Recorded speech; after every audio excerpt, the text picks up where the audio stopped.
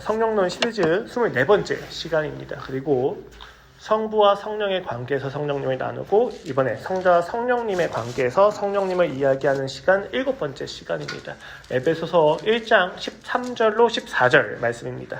에베소서 1장 13절로 14절 말씀입니다. 그 안에서 라는 제목으로 오늘 함께 나누고자 합니다.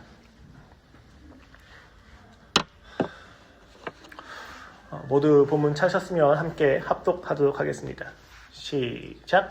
그 안에서 너희도 진리의 말씀 곧 너희의 구원의 복음을 듣고 그 안에서 또한 믿어 약속의 성령으로 인치심을 받았으니 이는 우리 기업의 보증이 되사 그 얻으신 것을 속량하시고 그의 영광을 찬송하게 하려 하심이라. 아멘. 저희가 지금까지 삼위일체 성령님을 경배해야 된다라고 하는 대주제 아래에서 삼위일체의 관계 안에서 성령님을 이야기하고 있습니다. 성부와의 관계에서 성령님은 창조를 하시고 재창조의 역할을 맡고 계시다라고 이야기 드렸고, 성자와의 관계에서는 크게 두 가지다 말씀을 드렸습니다. 첫 번째는 그분이 보혜사이고 변호사이며 증언하시는 분이시다라고 말씀을 드렸습니다. 세상이 예수 그리스도가 죄인이다, 하나님의 아들이다라고 저주하고 고발하고 있는 가운데서 성령님은 보혜사로 오셔서 그분이 참 하나님의 아들이시며 그분의 사역이 참 하나님의 아들의 사역이시다라는 것을 이야기하고 변호하고 계시다라고 하는 점에서 그는 보혜사이시다라고 말씀드렸고, 큰 두 번째로 오늘 우리는 예수님의 구속사를 개인에게 적용시키는 역할로서 성령님을 보고자 합니다. 그러니까 성자와 성령님의 관계에서 성령님이 나타나시는 바는 보혜사, 변증하시고 변호하시는 분이 첫 번째고, 두 번째는 그 예수님의 사역을 이 모든 성도들에게 적용을 시키신다고 하는 부분에서 두 번째의 역할을 가지고 계시다는 겁니다. 우리는 이것을 참여 혹은 연합이라고 설명을 할 수 있습니다. 바울 서신에서 수없이 반복되는 어구가 있죠. 그리스도 안에서 라고 하는 부분을 이루신 분이 누구시냐? 성령님이시다라는 것입니다. 오늘 설교는 그 연합의 요체에 성령님이 계시다는 것을 우리가 이야기할 건데, 그 첫 번째로 삼위일체 하나님의 구원을 찬양하고 있는 에베소서 1장 3절부터 14절의 내용 중에서 13절로 14절을 보고 있습니다.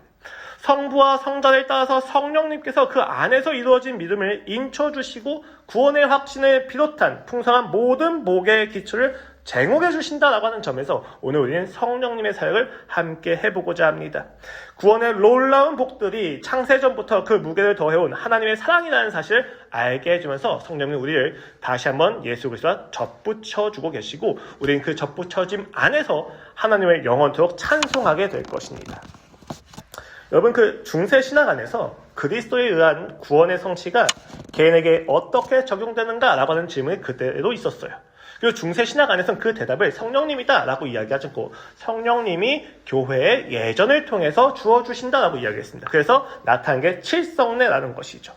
종교개혁은 그러한 신학을 성령님의 주권적인 사역에 대한 거부다라고 지적을 합니다. 그래서 실제로 칼빈이 성령론에 대해서 굉장히 약점이 있다고 오늘날은 이야기를 하지만, 당시의 종교개혁 정신에서 칼빈은 성령의 신학자다라고 불릴 정도로 성령님의 본질적인 사역을 회복시켰다라고 하는 점에 대해서 우리가 함께 이야기를 합니다.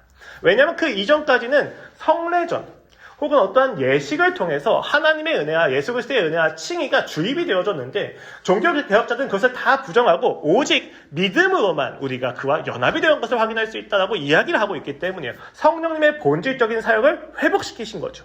그런 점에서 종교개혁의 정신은 칭의가 주입이 아니라 정가라고 이야기하며, 취득된 것이 아니라 양도된 것이라고 이야기하며 그 비성례화에 대해서 기여하고 있다라고 우리가 이야기할 수 있습니다. 그렇다면 성령님은 그 구원의 성취를 어떻게 적용하고 계시느냐라고 하는 부분에서 우리는 오랜 시간 동안 로마서 8장 29절로 30절의 말씀을 가지고 소명, 중생, 회심, 칭의, 양자됨, 성화, 전인, 그리고 영화, 견인, 영화라고 하는 그 논리적 순서를 가지고 구원을 이해해 왔습니다. 실제로 구원론의 교리 설교를 저희가 할 때에도 이들 하나씩 살펴보기도 했죠. 이것은 단순히 어떤 시간적인 순서라기보단 논리적인 순서로서 동시에 이루어지는 것을 우리가 이해하기 위해서 이렇게 나눴다고 이해할 수가 있는데요. 문제는 이러한 설명을 통해서 우리가 구원에 대한 이해를 파편적으로 할 수 있다고 하는 점이 생깁니다. 그렇다면 우리가 구원을 파편적으로 이해하는 것이 아니라 전인적으로 그리고 종합적으로 이해하기 위해서 어떠한 이해가 필요하냐라고 이야기했을 때 우리는 그 핵심 주제를 연합이라고 이야기합니다. 구원의 순서에 대한 얘기를 쭉쭉쭉 해서 내가 이렇게 하면 하나님께서 이렇게 하시고 내가 이러한 단계를 걷고 있는 거야 라고 이야기하는 것이 아니라 우리가 예수 그리스도와 연합된 거 안에서 구원이 이루어졌고 그 이루어진 구체적인 내용들을 우리가 논리적으로 이렇게 이야기할 수 있어 라고 이야기할 때 그 구원의 풍성함을 우리가 누릴 수 있다는 것이죠. 내가 그리스도 안에 거하는 것을 통하여서 성령님이 그 안에 굉장히 놀랍고 풍성하고 영원한 요체들 하나하나를 우리에게 소명과 중생과 칭의와 회심과 양자와 성화와 견인을 통해서 우리에게 이루어지고 계시는구나를 확인한다는 것입니다. 단순한 단계가 있는 게 아니에요. 레벨을 통해서 우리가 하나하나 레벨업하는 것이 아니라 이미 내가 그리스도 안에 연합이 되었기 때문에 그 모든 것들을 하나씩 누리고 있다는 것입니다. 이것을 놓치게 되면 우리는 그 순서와 논리 자체에 대한 우리의 찬양을 빼앗기게 됩니다. 지식의 단계나 순서에 집착을 하게 돼서 그 순서에 대한 논쟁을 시작하는 것이죠. 혹은 내가 이렇게 하면 이러한 순서에 있겠구나라고 생각하는 기계론적인 생각을 하게 된다는 것입니다. 그러나 성경이 이야기하는 바는, 그리고 바울이 고백하는 바는 우리가 확인할 때 성령님이 우리를 그리스도와 연합시켰다 하는 그 사실 안에서 놀라운 찬양이 생기게 됩니다. 그러면 우리가 이런 교리를 대할 때마다, 이러한 개념을 대할 때마다 이해를 넘어서서 하나님과 내가 어떠한 관계 속에서 어떠한 기초를 가지게 되는가라고 생각을 하는 것이 필요하다는 것이죠. 이는 곧 그리스도인이 누리는 구원의 놀랍고 풍성한 복들의 근원이 예수 그리스도라고 하는 명제를 넘어서는 이야기입니다. 그리스도인은 성령을 통하여 그리스도 안에 직접 참여하게 되고 그 놀라운 사역의 결과물들을 누리게 됩니다. 어디 안에서입니까? 오직 그분 안에서만 가능한 이야기입니다. 그리스도께서 이루신 사역을 성령님이 우리에게 적용을 시키실 때 가장 핵심이 무엇이냐? 그리스도와의 연합이다라는 이야기를 반복해서 하는 것이죠. 오늘 본문은 그 연합의 깊이와 넓이를 가장 풍성하게 소개하는 본문입니다. 여러분, 에베소서는 크게 전반부가 있고 후반부가 있습니다. 전반부에는 1에서 3장까지 직설법이라고 하는 동사의 시제, 텐스를 가지고 사실을 다루고 있고, 후반부인 4에서 6장까지는 그 사실 기초로 명령을 하는 본문인 것이죠. 오늘 본문이 위치한 1장은 에베소서의 전체 서문입니다. 그래서 3절부터 14절까지가 한 문장이에요. 그 한 문장 안에는 하나님의 구원 사역에 대한 서술과 찬양의 내용으로 하고 있고 그에 대한 우리의 반응이 나타나고 있습니다. 실제로 이것은 유대인들이 하는 기도문인 베디카라고 하는 양식을 통해서 반복에 대한 핵심이 있습니다. 그러니까 이 3절부터 14절까지는 반복되는 것이 무엇인지를 확인하게 되면 이 바울이 이러한 본문, 이 기도문을 인용하는 것을 통해서 무엇을 강조하고 있는지 알 수가 있다는 것이죠. 그렇다면 반복되어지는 것이 무엇이냐? 바로 그리스도 안에서라고 하는 어구입니다. 3절부터 14절의 내용을 세 가지로 나눠서 보면요. 먼저 성부 하나님의 사역으로 4절부터 6절까지가 있습니다. 하나님의 계획과 하나님의 예정과 선택하심이라고 하는 사랑이 우리로 하여금 예수 그리스도를 찬양하게 한다는 것이죠. 그리고 7절부터 12절까지는 그리스도 안에서 예수 그리스도의 십자가 사역을 통해서 신자가 기업이 되고 그 계획하신 대로 찬송 자체가 된다라고 이야기를 합니다. 그것이 또 다시 우리로 하여금 하나님을 찬양하게 합니다. 그리고 13절로 14절 안에서는 그 안에서라고 시작을 하면서 그리스도 안에서 우리가 있다는 것을 분명한 기초 삼고 성부의 계획과 성자가 실행하신 그 사역의 결과를 성령님이 인치시고 보증하시는 것을 통해서 우리가 영원토록 그의 구원사역을 찬양하게 한다라고 이야기합니다. 그리스도 예수의 사역, 그 십자가를 통해서 우리는 찬송을 하고 찬송이 되고 영원토록 찬송을 하게 되는 영광 속에 놓여지게 되어진다는 것이죠. 이 삼위일체 하나님의 놀라운 사랑과 구원에 대한 찬양은 유대인들의 그 베디카라고 하는 기도의 양식을 조금 뒤틀면서 조금 더 강조가 되는데 일반적으로 유대인의 베디카는 아브라함과 이삭과 야곱의 하나님이라고 이야기하면서 유대인의 하나님을 붙잡고 있지만 지금 바울은 이것을 우리 주 예수 그리스도의 아버지이신 하나님이라고 이야기를 하면서 예수 그리스도를 통해서 모든 인류의 하나님 아버지를 찬송하는 것을 전환을 시켜줍니다. 하나님이 온 인류의 주제이시며 그 하나님께서는 예수 그리스도를 통해서 모든 인류에게 그 복음을 허락하고 계시고 부르고 계시다는 사실을 확인시켜주는 것이죠. 그리스도 안에서 우리는 삼위일체 하나님의 놀라운 구원의 사역을 확인할 수 있다는 것입니다. 결국 이 본문이 중요한 가장 핵심의 내용은 우리가 그리스도 안에 있으면 삼위일체 하나님을 바라보게 되고 그 삼위일체 하나님과의 교제 가운데서 풍성하게 교제를 누리면서 그 하나님의 영원토록 찬양할 수 있는 기초를 얻을 수가 있다는 것이죠. 단순한 논리와 이해를 넘어서서 우리로 하여금 감격하게 하고 우리로 하여금 찬양하게 만드는 힘이 이 본문에 있다는 것입니다. 어느 정도까지입니까? 어떤 상황에 놓여 있다 할지라도 내가 그리스도 안에 있기만 하다면 찬양이 가능하다는 것입니다. 유대인들의 하나님은 자신들이 승리해야만, 자신을 구원해줘야만 그들이 찬양할 수 있는 그러한 하나님이셨는데, 지금 바울이 이야기하는 이 본문 안에서 찬양은요, 우리가 어디에 있든지에 대한 제한을 단 한 가지로 둡니다. 내가 구원을 받는다면, 내 문제가 해결된다면, 내 감정이 없어진다면이 아니라 오직 내가 그리스도 예수 안에 있으면 찬양이 가능하다는 거예요.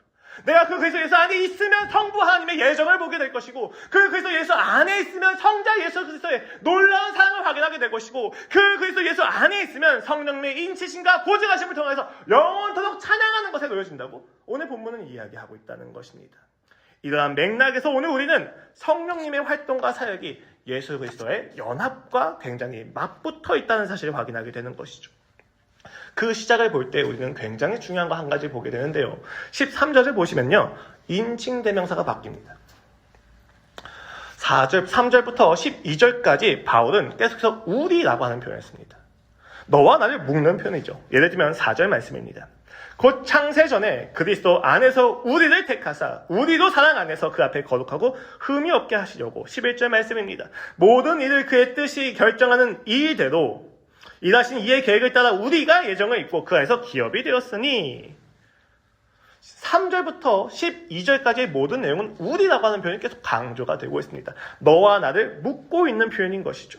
바울은 놀랍게도 너와 나를 묶으면서 자신 혼자서 경험하는 것이 아니라 우리가 소아시아에 있는 그 모든 교회가 하나의 교회가 돼서 예수 그리스도와 접붙여져 있기 때문에 우리가 그 모든 선택과 그 사역의 수혜를 받고 있는 거다라고 이야기를 하는 것입니다. 바울과 성도들의 차이가 어떠했습니까?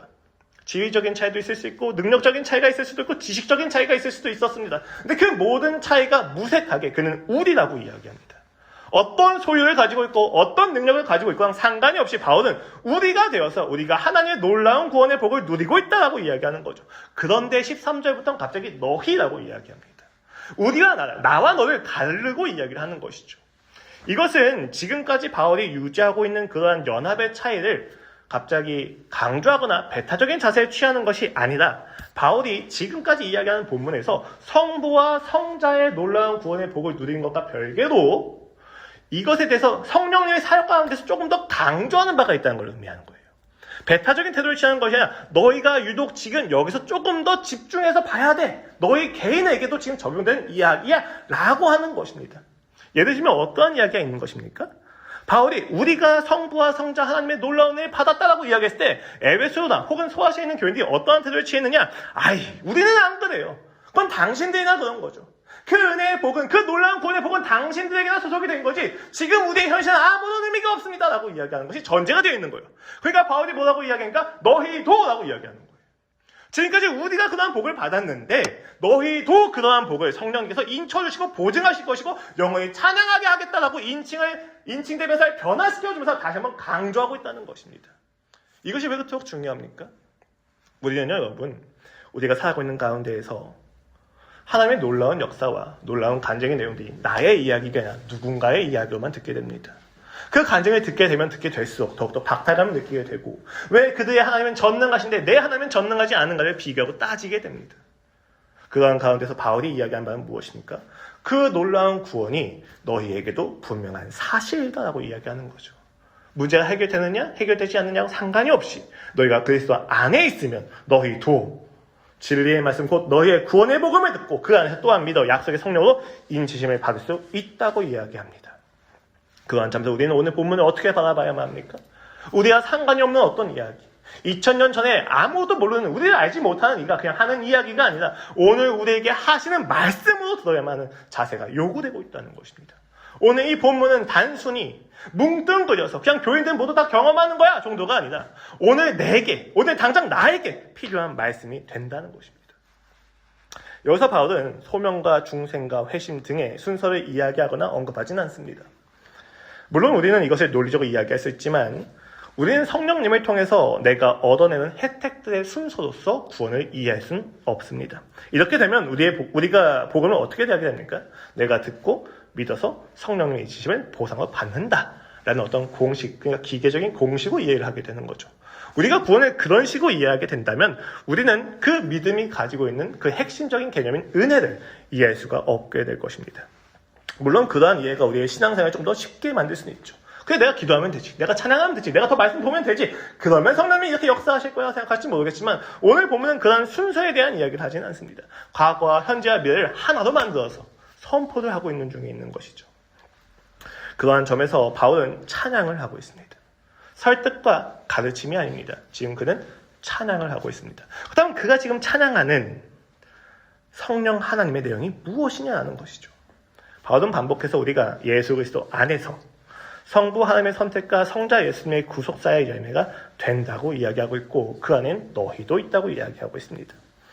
즉 성령님의 사역이 단순히 칭의를 인치시고 성화를 위한 에너지를 주시거나 감화시키는 것을 넘어서 우리가 그 모든 복의 총체이자 집약되어 있는 총화인 예수 그리스도와 연합이 되어 있다는 사실을 끊임없이 강조하는 거예요. 연합이 강조가 되고 있다는 점이 오늘 설교의 굉장히 중요한 핵심입니다. 우리가 얻어낼 수 있는 혜택과 단계가 아니라 우리가 이미 길이시고 진리시고 생명이신 예수 그리스도와 연합이 되어 있다는 것이죠. 제가 종종 말씀을 드렸습니다만 요한복음에서 예수님이 나는 길이요 진리요 생명이니 나도 말미암지 않고는 아버지께로 갈 자가 없느니라 라고 이야기하셨을 때 왜 이것이 중요한 고백이라고 이야기를 드렸습니까? 우리가 길 위에 올라서 진리를 추구한 결과서 생명이 얻어지는 겁니다. 근데 예수님은 지금 내가 길이고 진리고 생명이라고 이야기하죠. 예수님과 연합이 되어 있으면 그 모든 단계가 총합이 되어서 종합이 되어가지고 우리가 그것을 모두 선언하게 되는 놀라운 영광의 경지에 이르게 된다는 점에서 그가 길이시고 방법이시고 목적이라는 것입니다. 논리적인 이해가 아니에요. 관계적인 이해입니다. 아버지를 사랑한 자는 아버지를 사랑하는 것이 목적이고 아버지를 아는 것이 목적이겠지만 그 아버지를 아는 방식도 아버지여야 하며 그렇게 아버지를 통해서 아버지를 알게 되면 그 보상을 얻어질 것이 아버지와의 친밀한 교제입니다. 마찬가지의 이야기예요. 우리가 예수 그리스도와 연합이 되었다는 이야기는 무슨 이야기입니까? 우리의 방법과 우리의 목적과 우리의 보상이 모두 다 예수 그리스도여야만 한다는 것입니다. 그것이 그리스도 안에 우리가 놓여졌다고 하는 놀라운 이야기의 핵심인 것입니다. 많은 종교인들이 그리고 많은 종교가 신인 합일이라고 하는 주제와 목적을 가지고 살아갑니다. 그들에게 연합이라고 하는 교리는 기초가 아니에요. 목적이에요. 고행을 하고 선행을 쌓고 내가 금식을 해서 신과 합일되는 경지를 쌓고자 하는 겁니다. 왜 면벽수적을 합니까? 왜 몇십 년 동안 벽을 보고 혼자서 고민을 하고 묵상을 합니까? 그들은 신과 하나가 되기 위해서 알 수 없는 무언가 모라의 지경을 가지기 위해서 그토록 열심히 고행을 하는 거죠. 나의 노력과 힘을 다해서 내가 신과 하나가 되겠다는 것입니다. 그런데 오늘 성경은 무엇을 이야기합니까? 우리가 이미 그와 하나가 되어 있다고 이야기합니다. 종교는 신이 되기 위하여 하는 것이지만 기독교의 진리는 우리가 이미 신과 함께하고 있는 것 안에서 이야기가 전개되어지고 있는 거죠. 그래서 우리는 누구의 이름으로 기도합니까? 예수 그리스도의 이름으로 기도하는 것입니다. 우리가 예수 그리스도를 믿는 것은 이 연합 안에서 우리가 중생되었다는 것을 확인하는 방법이기도 합니다. 아무리 믿고 싶지 않아도 믿어지지 않는 그 이야기들이 동화와 같은 그 이야기들이 왜 우리에게 믿어집니까? 아무리 부정을 하고 싶어도 왜 그것만이 나에게 유일한 구원이라고 확신을 하게 됩니까? 지성적으로 정서적으로 우리는 이것을 경험하게 되는데 왜 그러냐? 성령님이 우리를 예수 그리스도와 묶으셨기 때문입니다. 우리의 삶 속에서 끊임없이 하나님을 버리고 싶은데도 불구하고 그 하나님을 왜 내가 매력적으로 느끼고 멋있게 느끼고 다시 한번 하나님을 향해 나갈 수밖에 없느냐? 우리가 묶여져 있기 때문입니다. 이미 확보되어 있는 사랑의 그 모든 영역에서 우리는 예수 그리스도의 연합으로 인하여 다시 한번 하나님을 바라게 된다는 것이죠. 세상은 그 경제를 이루기 위해서 노력과 소유를 다하지만 우리는 그 경제를 이룬 사람으로서 소유와 능력을 하나님의 뜻대로 사용을 하는 것입니다. 이러한 본문을 이러한 확신 가운데서 오늘 본문을 다시 한번 읽으면 조금 다른 의미가 보여지기 시작합니다. 무한한 영광과 찬양이 준비가 되어지는 것이죠. 13절 말씀입니다. 그 안에서 너희도 진리의 말씀 곧 너희의 구원의 복음을 듣고 그 안에서 또한 믿어 약속의 성령으로 인치심을 받았으니. 연합이 되어 있는 이들에게 가장 먼저 나타나는 현상은 듣는 것입니다. 성령님이 함께 하실 때, 성령님이 우리를 그리스도와 연합시키셨을 때 우리를 하여금 제일 먼저 경험하게 하는 것은 듣는 것입니다. 죽음과 부활을 믿음으로만 구원을 받을 수 있다는 사실을 듣게 하십니다. 모든 일이 허구이고 모든 일이 거짓이며 모든 일이 종교적 가스라이팅이라고 여겨지는 그 모든 이야기를 그들은 듣게 하십니다. 그리고 그것을 우리는 듣고 절박함을 가지게 됩니다. 허구로 취급하지 못하게 됩니다. 그 복음의 이야기 듣고 마음에 찔림이 되기 시작합니다. 그것을 듣게 하시니까 성령님이시기 때문에 성령님은 그 들은 복음의 내용을 우리의 마음에 인쳐주시기 위해서 끊임없이 괴롭히시는 거죠. 연합이 되어 있는 자들에게만 나타나는 놀라운 현상인 것입니다. 그리고 하나님의 때가 되면 우리는 그 구원에 하나님이 주시는 계획을 믿게 됩니다. 인치심을 받았다고 하는 거죠. 여기 인치심을 받았다는 이야기는 그의 소유권에 소속이 되어 있다는 것이고 절대적인 보호를 받는다는 것입니다. 이 인치심의 제일 첫 번째 나타난 표징은 구약시대 할례입니다. 할례가 무엇입니까? 우리가 하나님의 소유다라는 것에 대해서 하나님의 백성이다라는 사실에 대해서 우리가 스스로 몸에 표시를 하는 것이었습니다. 그리고 그 인치심을 누가 해주신다고 이야기하니까 성령님이 인쳐주신다고 하는 거죠. 이것은 구약 내에서 마음의 할례를 주장하는 그 선지자들의 이야기가 성취되는 결과입니다. 근데 그 구약에서는 내가 스스로 할례를 했는데 신약에 이르러서는 그 마음의 할례를 성령님이 우리에게 와서 해주십니다. 그래서 무엇을 확인시켜 주십니까? 나는 하나님의 것이라는 사실. 우리는 주님의 백성이라는 사실을 끊임없이 확인시켜 주십니다. 이것이 우리가 살아가는 현실 세계에서 얼마나 힘드냐면 우리가 세상을 추구하고 세상을 즐기고 세상의 사고방식으로 살 때마다 우리의 만족에는 차오르지 않는 그 만족이 있어서 우리로 하여금 끊임없이 다시 한번 하나님을 바라보게 하는 거예요. 우리가 이 땅에서 영원한 만족을 경험하지 못한다는 것은 우리를 만족시킬 수 있는 분이 이 세상이 아니라 세상 밖에 계신 하나님이라는 사실을 확인시켜주는 것이라고 C.S. 루이스가 이야기한 바 있지 않습니까? 성령님이 우리에게 인쳐주시면 어떠한 현상이 일어나느냐? 우리의 모든 삶에서 유일한 만족이 하나님이라는 사실을 끊임없이 확인하게 됩니다. 무엇으로? 우리 안에 있는 채워지지 않는 갈증으로. 세상을 살아가다 보면 하나님의 방법보다 세상의 방법이 효율적이고 더 나아 보일 때가 있습니다. 그래서 그 세상의 방법을 가지고 우리가 살아낼 때가 있습니다. 그렇게 살아낼수록 더 강팍하여지고 더 공허해지고 더 분노와 원망이 차오르는 것이 우리 인생의 이야기지 않습니까? 왜 그렇습니까? 성령님이 우리 안에 믿음을 인쳐주셔서 우리가 주님이 아니면 만족될 수 없다는 사실, 그리하여 우리가 오직 주님의 백성이라는 사실을 확인시켜 주시기 때문입니다. 그리고 그 본문은 성령님이 인쳐주시는데 그 성령님이 누구신지에 대한 설명을 14절 이하에서 합니다. 이는 우리 기업의 보증이 되사 그 얻으신 것을 성량하시고 그의 영광을 찬송하게 하려 하십니다. 다시 고대 근동에서 저당물이나 담보를 의미하고 있는 표현으로서 보증이라는 표현이 있습니다. 오늘하고 의미가 비슷해요. 계약을 하였을 때 계약에 따른 금액을 모두 치를 것에 대한 약속의 이야기인 거죠. 이 보증에 대한 이야기는 현실이 아니라 실현되지 않은 미래까지 확보하고 있는 이야기입니다. 오늘 본문을 보시면 사실 이렇게 생각할 수가 있어요. 인치심을 받는 거나 보증을 받는 거나 똑같은 이야기지 않느냐? 조금 다릅니다. 왜냐하면 인치심에 대한 이야기는 오늘 현실에서 우리가 경험되어지는 것들에 대한 이야기라면 보증은 아직 내가 받지 못한 미래의 무언가에 대한 이야기이기 때문입니다. 그런 점에서 지금 성령님이 우리에게 인쳐주시고 오시면 그 다음에 어떠한 이야기들이 있느냐? 우리가 받을 보상이 오직 하나님에게 있다는 사실을 끊임없이 확인하게 된다는 것입니다. 하나의 약혼 반지와도 같은 것이죠. 약혼 반지는 무엇을 의미합니까? 내가 이 사람과 결혼을 하게 될 거란 거에 대한 믿음의 약속으로서 나눠지지 않습니까? 그 약혼 반지를 보면 볼수록 우리는 내가 누구와 결혼할지에 대해서 확신을 가지게 되는 것과 같은 것입니다.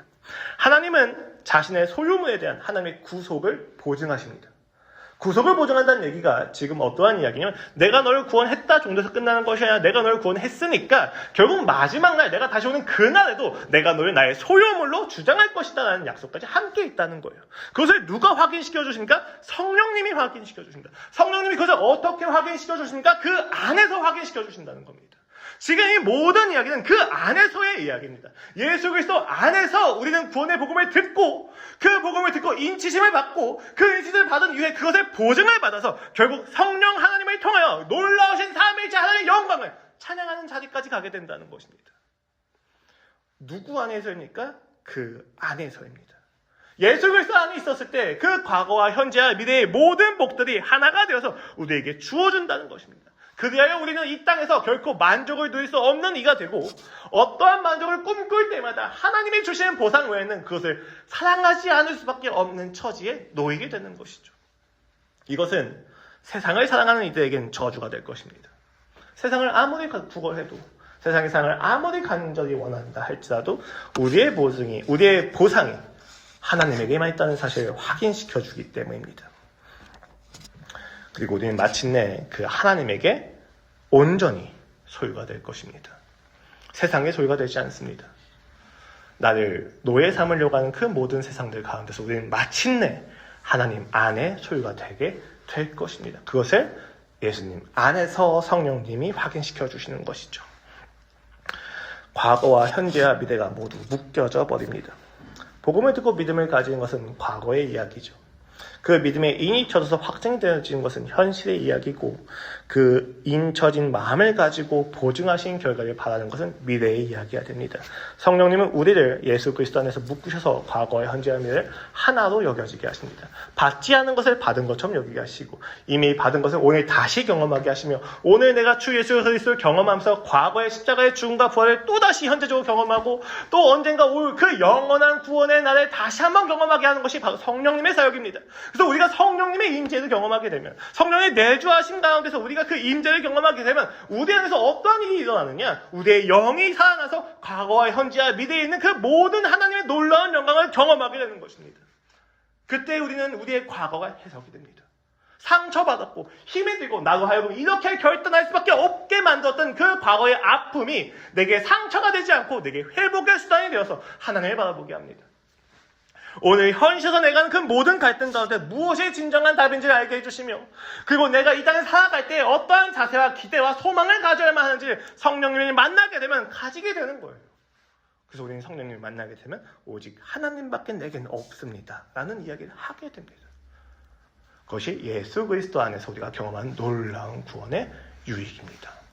그리스도 예수께서 이 땅에서 그 하나님의 놀라운 구원을 경험하고 누렸던 것처럼 우리도 이 땅에서 예수님이 경험하신 그 하나님을 똑같이 경험하게 되는, 그 아들의 수준에까지 이르게 하시는 놀라운 역사가 일어나게 되는 것이죠. 우리는 이러한 내용을 운명론처럼 착각을 하게 될 때가 있습니다. 그럼 결국 다 결정이 되고 성령님이 알아서 하시는 거니까 나는 그냥 가만히 있어도 되겠네라고 하는 생각이 우리에겐 계속해서 듭니다. 이것 자체가 우리를 넘어뜨리게 하는 것이고, 그것이 기만이라는 사실을 우리는 알아야만 합니다. 왜냐하면 그러한 이해 자체가 논리적 순서를 가지고 구원을 통제하려고 하는 이 인간의 교만이기 때문입니다. 놀랍게도 성경은 논리적 단계나 순서가 아니라 인격적 관계를 이야기합니다. 이것은 마치 길을 잃어버린 아이가 아버지가 반드시 다시 오신다는 사실을 듣는 것과도 같습니다.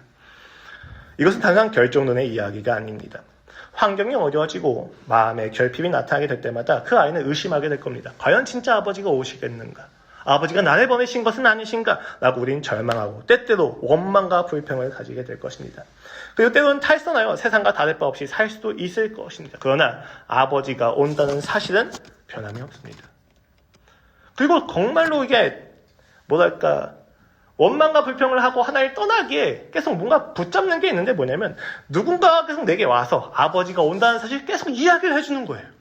이제 아버지를 떠나려고 하는데 그 아버지를 만난 지들이 내게 와서 야, 그 아버지가 살아계시다 이야기 듣게 됩니다. 그럼 다시 그 아버지가 있는 건가? 진짜 오는 건가? 왜 나를 사랑한다면서 오지 않는 건가? 끊임없이 갈등을 하면서 그 자리를 다시 견디고 버티고 기다리게 되는 것이죠. 우리는 이 땅에서 그와 같이 살고 있다는 것입니다. 그 아버지에게 은혜를 받은 삶이 되기 위해서 그 아버지가 살아계시다고 이야기합니다. 근데 그 아버지의 은혜가 내겐 느껴지지 않는 거예요.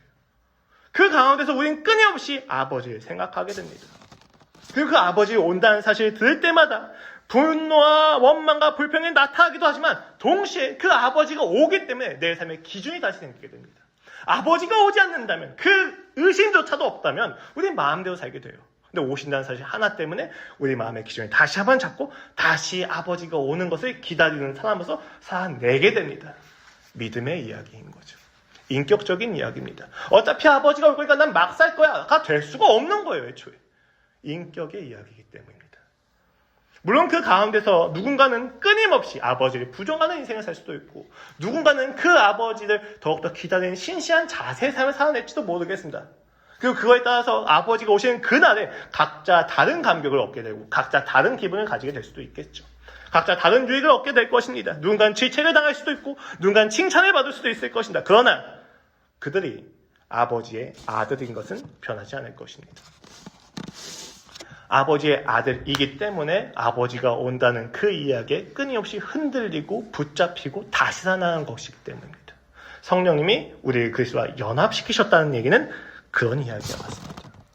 우리가 예수 그리스도의 마음을 가지고 이 땅에서 아버지가 다시 오실 것을 끊임없이 기다리면서 아버지가 우리에게 원하시는 그 일들 하나하나를 편지로 받아보면서 이를 행하고 순종하는 것이죠. 그 안에서 우리는 아버지를 경험하게 됩니다. 아버지의 뜻을 따라 순종을 했었을 때 왜 아버지가 이것을 순종하라고 하셨는지, 그 순종의 결과를 맛보면서 그 순종에 담겨져 있는 기쁨이 무엇인지 우리는 하나씩 경험하게 되면서 더욱더 주님을 알아가게 되는 것입니다. 이것은 운명론이나 결정론이라고 하는 비인격적인 논리의 이야기가 아닙니다. 하나님 아버지와 아들의 갈등의 이야기입니다. 그리고 그 갈등 가운데 성령님 우리로 하여금 우리가 그럼에도 불구하고 아버지의 아들이라는 사실을 끊임없이 확인시켜주는 거예요. 그러니까 열받는 겁니다. 차라리 아버지가 아니었다면, 차라리 내가 그의 아들이 아니었다면 내 마음대로 살 텐데 성령님이 오셔서 끊임없이 계속 확인을 시켜주시는 거예요. 내가 그래도 그분의 아들이고 난 그분 외에는 다른 아버지가 없다는 것을 확인시켜 주시니까 우리의 현실이 끊임없이 복잡해지고 힘들어지는 것입니다. 근데 그 힘들어진 삶이 우리에게 축복입니다. 결국 오시는 그날은 모두가 다 알게 될 거기 때문입니다. 우리가 걷고 있는 신앙의 여정은 때때로 앞서 말씀드린 아버지를 기다리는 아이의 마음과 같을 때가 많습니다. 아버지가 오신다는 약속은 들었는데 내 눈앞의 현실은 여전히 차갑고 결핍 투성이일 때가 많습니다. 그래서 때로는 흔들리고 넘어지고 아버지를 원망하며 세상의 방식과 타협하기도 합니다. 유혹도 찾아오죠. 우리의 노력이나 결단력만으로는 이 팍팍한 기다림의 시간을 견뎌낼 재간이 없습니다. 그래서 우리는 다시 한번 성령님을 바랍니다. 성령님이 오셔서 내 결단 이상의 이야기로서 아버지의 내 삶에서 믿어지게 하기를 원합니다. 그 아버지와의 친밀한 시간을 떠올려주기를 원합니다. 그 아버지가 약속의 성령으로 오셔서 그 옛날부터 오늘날에 이르기까지의 그 무게의 사랑을 가지고 나를 찾아오셨다는 사실을 경험하게 해줍니다. 그리하여 우리는 성부, 성자 하나님의 놀라운 은혜를 실제가 되어서 경험하게 되어지는 것이죠. 그는 우리를 단단히 그리스도와 연합을 시켜버리신 겁니다. 그리스도와 연합이 되었기 때문에 우리는 그가 겪는 고난과 아픔을 함께 경험하며 그와 함께 죽고 그와 함께 다시 일어나는 놀라운 영광을 경험하게 되는 것입니다. 비록 이 땅에서 우리의 모습은 연약하고 실패한 것처럼 보일지 모르겠습니다. 그러나 여러분 기도해 보시면 끊임없이 우리를 무엇이 붙잡고 있느냐? 그럼에도 불구하고 여전히 하나님만이 나의 아버지시다. 그럼에도 불구하고 하나님 아버지는 오실 것이라는 사실 우리를 끊임없이 붙잡고 계시다는 걸 보신다면 그때 더욱 항복하여 주님을 향하여 기도하시고 부르짖으십시오. 그 한숨마저도 기도가 되게 하시는 하나님의 놀라운 은혜가 여러분의 삶을 붙잡을 것이 분명하기 때문입니다. 그리고 오늘 본문의 마지막은 결국 한 가지입니다. 그의 영광을 찬송하게 하려 하십니다. 구원의 혜택에 대한 나열이 아닙니다. 그 구원의 요체가 무엇이냐? 나를 포기하지 않으시는 삼위일체 하나님의 장엄한 서사시 안에 우리가 놓여져서 그 놀라운 구원의 열매를 우리가 경험하게 되었을 때 나는 기쁘다가 끝나는 것이 아니라 그분을 찬송하지 않을 수 없는 자리까지 가게 된다는 것입니다. 하나님이 오셨을 때 그분을 찬송하게 되는 건 오직 아들들입니다.